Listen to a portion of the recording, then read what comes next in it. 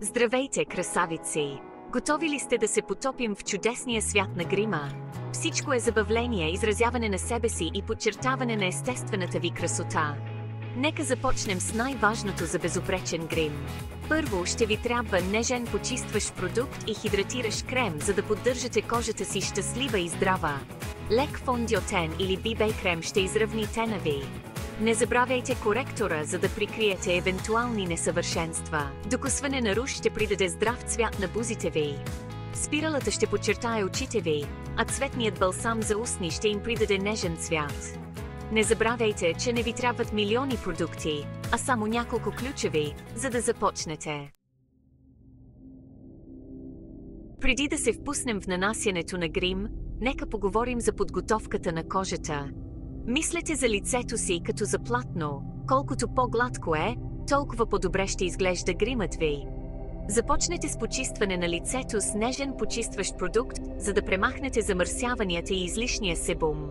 След това нанесете лек хидратиращ крем, за да хидратирате кожата си и да създадете гладка основа за вашия грим.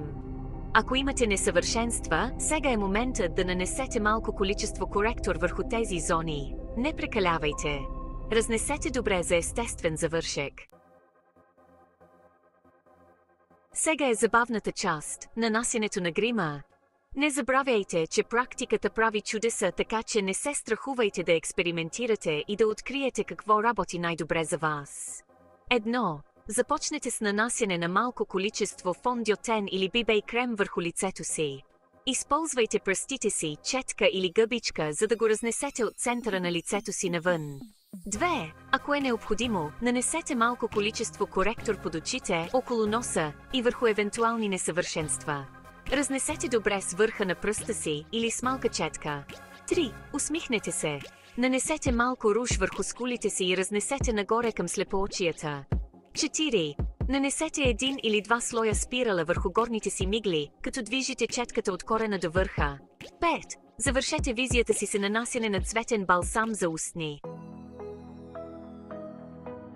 Част 4. Грешки в грима и как да ги избегнем. Всички правим грешки с грима, особено когато тепърва започваме. Добрата новина е, че повечето грешки лесно могат да бъдат избегнати. Една често срещана грешка е нанасянето на прекалено много фондиотен. Не забравяйте, че по-малкото е повече. Започнете с малко количество и постепенно увеличавайте покритието. Друга често срещана грешка е пропускането на разнасянето.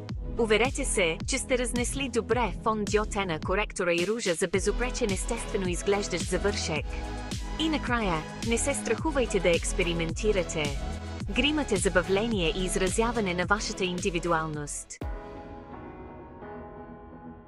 Част 5. Подчертаване на вашата уникална красота. Гримът е мощен инструмент, който може да подчертае естествената ви красота, а не да я скрие. Приемете уникалните си черти и използвайте грима, за да подчертаете това, което харесвате в себе си. Имате красиви очи? Подчертайте ги с малко блестящи сенки за очи. Харесвате плътните си устни? Изберете ярък цвят червило. Гримът трябва да ви кара да се чувствате уверени и комфортно в кожата си. Не се страхувайте да опитвате нови неща и да експериментирате с различни визии. Най-важното е да се забавлявате и да изразявате креативността си. Част 6.